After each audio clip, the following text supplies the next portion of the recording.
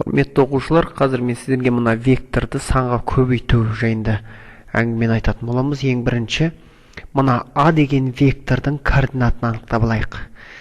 Бірден жазып отырсаңыздар болады. Демек, мына салынып тұрған шақпақ беттегі А векторының координатын өткен сабақта айтқанбыз. Матрицалар бойынша анықтаймыз, немесе берілген шақпақ клеткалар бойынша, бірліктер бойынша біз оның координаталарын береміз. Демек, мына А векторының координаты x 1, 2, 3, 4, ал y 1, 2. Демек, бұл А векторының координаты 4-те 2 болады.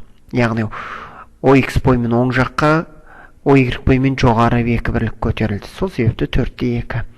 Ал енді бізге сұрақ былай болсын. Осы А векторын 2 деген санға көбейтсек, бұл вектордың түрі қалай өзгереді? Мәселені солай қояйық. Демек, біз қазір векторды санға көбейткелі жатырмыз. Өздеріңіз жазып отырғандай, А векторының координаттары 4-те 2 болғандықтан, бізге 2А деген векторды тап десе, онда біз жаңағы А векторының координаталарын сәйкес x-ін және y-ін жаңағы А деген вектордың алдындағы 2-ге көбейтеміз. Демек, координаталарымыз өзгереді.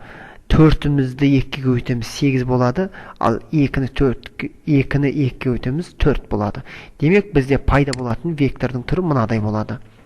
Енді өзіңіз көріп отырғандай, 2А векторының ұзындығы бастапқы А вектормен салыстырғанда 2 есе. Сәйкесінше оның координаттары да дәл солай өзгерді. Міне 4 болса, мына жерге дейін 4, мына жерге дейін 8. Ал мына 2 деген y-ге 2 болып еді, онысы 4-ке өзгерді. Демек, векторды санға көбейткен кезде, оның координаталарын сәйкесінше сол жаңағы санға көбейтеміз. Ал енді 2-ден 1 деп көрейік. Мынау 2-ден 1 А деген вектор. 2-ден 1 А векторын қарайтын болсақ, сәйкесінше міне, бізде 4 болып еді А векторының x-і.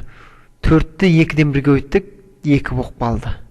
Мына бөлігіміз 2 еді, 2-ні 2-ден 1-ге өттік, онымыз 1 болып қалды. Демек, шығатын қорытынды.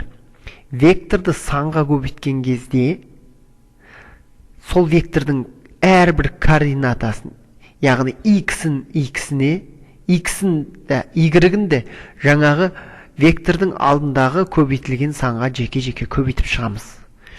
Ал енді А векторын минус 1-ге көбейтсек қандай нәрсе шығады? Дұрыс айтасыз. А векторын минус 1-ге көбейтсек, А векторіне қарама-қарсы вектор шығады. А векторіне қарама-қарсы вектор шығады. Міне бұл минус А векторы. Демек, минус 1-ге көбейтсек, векторымыздың координаталары минус 4-те минус 2 болады. Бұл оған қарама-қарсы вектор.